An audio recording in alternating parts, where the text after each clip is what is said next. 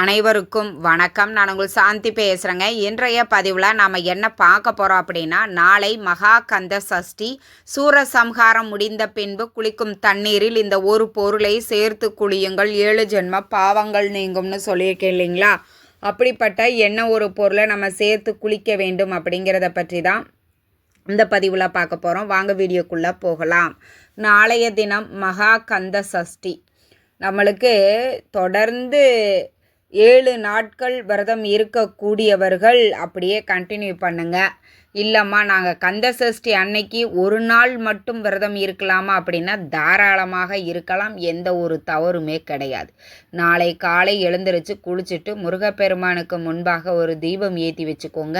அதுவும் ஷட்கோண தீபமாக ஏற்றி வைப்பது ரொம்ப ரொம்ப சிறப்பான பலனை கொடுக்கும். அடுத்தது ஒரு டம்ளர் பாலாவது நெய்வேத்தியம் வச்சு எதற்காக நீங்கள் விரதம் இருக்கிறீங்க அப்படிங்கிற விஷயத்தை முருகப்பெருமான் கிட்ட சங்கல்பமாக எடுத்துக்கொண்டு உங்களுடைய விரதத்தை நீங்கள் ஆரம்பிச்சுக்கோங்க. இந்த விரதம்ங்கிறது உங்களுடைய உடல்நிலைக்கு ஏற்றவாறு தேர்வு செய்து கொள்ளுங்கள். முழுவதுமாகவே நாம் பட்டினியோடு இருக்க முடியும் அப்படிங்கிறவங்க, நல்ல உடல் திடகாத்திரமாக இருக்குது அப்படிங்கிறவங்க எடுத்துக்கோங்க. மருந்து மாத்திரைகள்லாம் எடுத்துக்கிறோம் அப்படின்னா பால் பழம் சாப்பிட்டு இந்த விரதத்தை நீங்கள் மேற்கொள்ளலாம். மாலை நேரத்தில் சூரசம்ஹாரம் நடைபெறும். அது எல்லாருக்குமே தெரியும். இப்போது ஒவ்வொரு ஊர்லேயும் முருகப்பெருமானுடைய ஆலயங்களில் பார்த்திங்கன்னா இந்த சூரசம்ஹாரம் அப்படிங்கிறது நடைபெறும். ரொம்ப சின்ன கோயிலுமா அங்கே சூரசம்ஹாரம் எல்லாம் நடக்காது அப்படின்னா நீங்கள் டிவியில் பாருங்கள். எல்லா சேனல்லையும் அன்றைக்கி லைவ் டெலிகாஸ்ட் பண்ணுவாங்க திருச்செந்தூரில் நடக்கக்கூடிய சூரசம்ஹாரத்தை.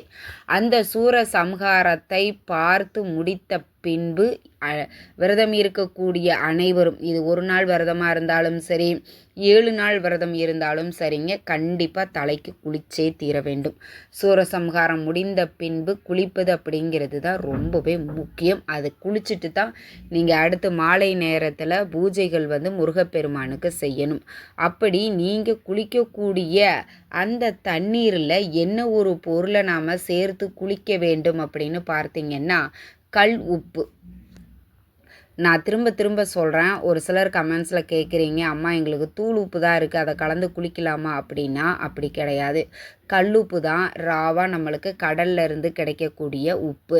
அந்த உப்பை நாம் குளிக்கக்கூடிய தண்ணீரில் சேர்த்துட்டு குளிச்சுட்டு முருகப்பெருமானினுடைய திருவுருவப் படத்திற்கு நல்ல அலங்காரம் பண்ணிக்கோங்க.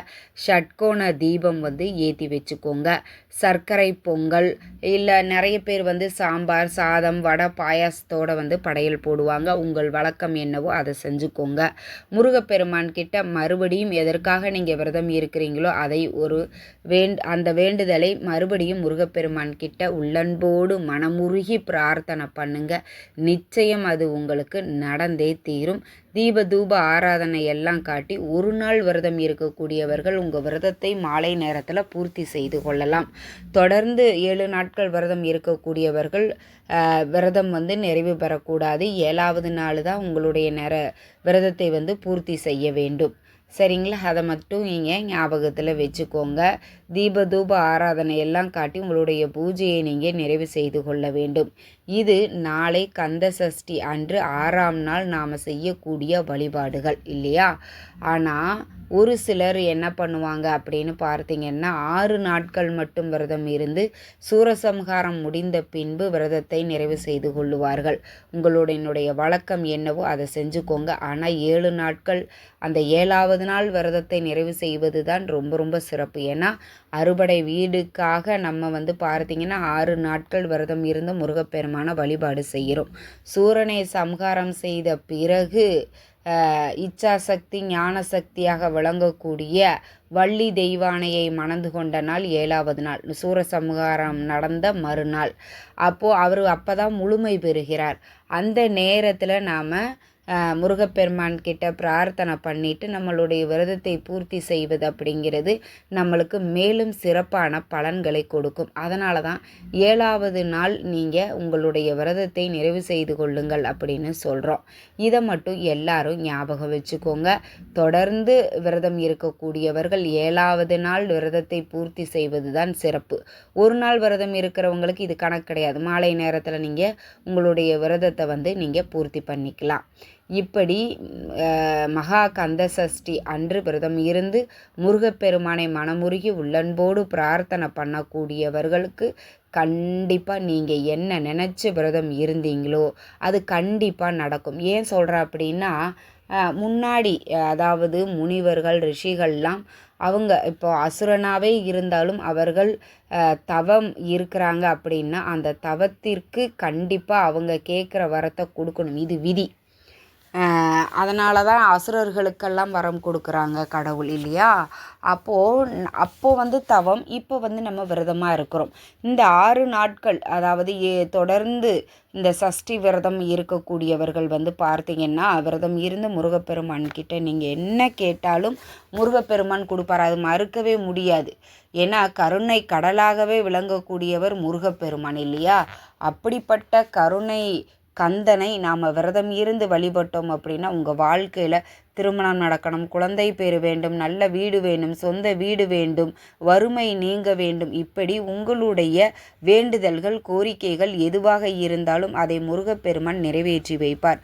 நம்பிக்கையோட உள்ளன்போடு நீங்கள் முருகப்பெருமானை வழிபாடு செய்யுங்கள். நிச்சயம் நீங்கள் கேட்ட வரத்தை முருகப்பெருமான் கொடுப்பார். சூர சம்ஹாரம் நிறைவடைந்த பின்பு நான் கல்லூப்பை போட்டு குளிக்க சொல்லியிருக்கிறேன். திருச்செந்தூரில் சூர சம்ஹாரம் நிறைவடைந்த பின்பு கடலில் எல்லாரும் போய் குளிப்பாங்க. நம்மளுக்கு எல்லாராலையும் திருச்செந்தூர் போக முடியாது. வீட்டில் இருக்கக்கூடியவங்க என்ன பண்ணுவாங்கன்னா சூரசம்ஹாரம் முடிந்த பின்பு நம்ம குளிக்கணும். அப்படி குளிக்கக்கூடிய தண்ணியில் ஒரு கைப்பிடி கல்லுப்பை போட்டுட்டு நீங்கள் குளிங்க. நீங்கள் கடலில் குளித்ததற்கு சமமாக நீங்கள் இதுவரைக்கும் இருந்த நம்மளுடைய முன்ஜென்மத்தில் தெரிந்தோ தெரியாமலோ செய்த பாவங்கள் அனைத்தையும் நீக்குவார் முருகப்பெருமான் அப்படிங்கிறது ஐதீகம். அப்போ வாய்ப்பு இருக்கிற அனைவரும் பயன்படுத்திக்கோங்க. நம்ம வீட்டில் ஆல்ரெடி வச்சுருப்போம் கல்லுப்பு, அதை எடுத்து நீங்கள் பயன்படுத்த போகிறீங்க, அவ்வளவுதாங்க. இதை ரொம்ப ரொம்ப எளிமையான ஒரு பரிகாரம் தான். கண்டிப்பாக நீங்கள் செஞ்சு பாருங்கள். உங்களுடைய கர்ம வினைகளும் சரி முன்ஜென்ம பாவங்களும் நீங்கும் அப்படிங்கிறது ஐதீகம்.